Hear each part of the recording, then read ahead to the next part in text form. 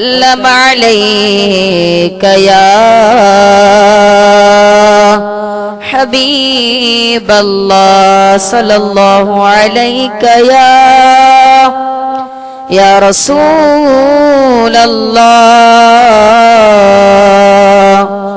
वसल्लम अलैका या हबीब अल्लाह। पुनल अजु पाण दे मूंखे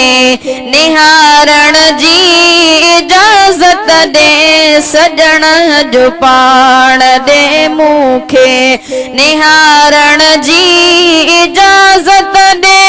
बानीअ जे बार खे भर में बानीअ जे बार खे भर में बिहारण जी इजाज़त दे पुनल अजु पाण दे मूंखे निहारण जी इजाज़त दे सजण अजु पाण दे मूंखे नथी नाराज़ जे मिठड़ा त तुंहिंजा पेर धोई पिया नथी नाराज़ जे सोहणा त तुंहिंजा पेर धोई पिया नथी नाराज़ जे मिठड़ा त तुंहिंजा पेर धोई पिया अंदर जी बाहि उन पाणी अंदर जी बाहि उन पाणी सठारण जी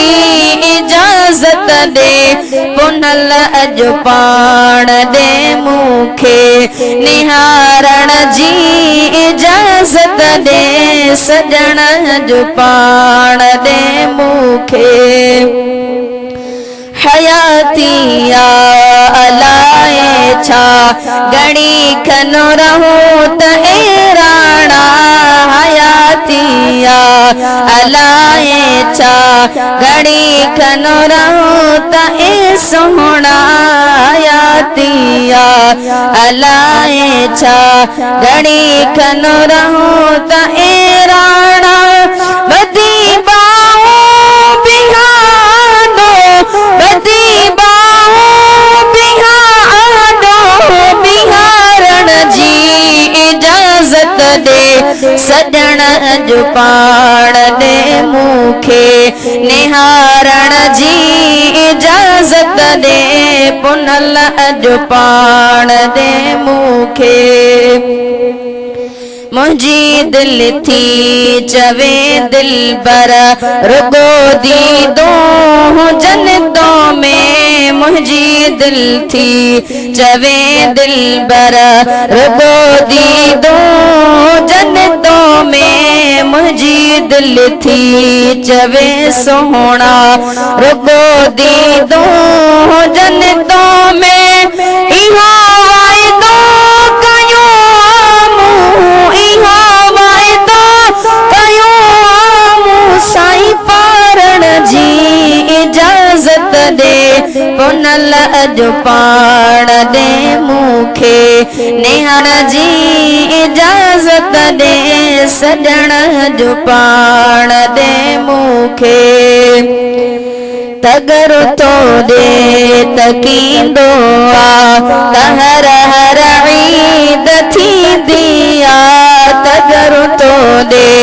तकींदो आ त हर हर ईद थींदी आ तगर तो दे तकींदो आ त हर हर ईद थींदी आ सफ़र खे दामन हेठा सफ़र खे दामन हेठा बिहारण जी इजाज़त दे पुनल अजु पाण दे मूंखे निहारण जी इजाज़त दे सजण अजु पाण दे मूंखे निहारण जी इजाज़त दे पानीअ जे बार खे भर में पानीअ जे बार खे भर में बिहारण जी इजाज़त दे सजण जो पाण दे मूंखे निहारण जी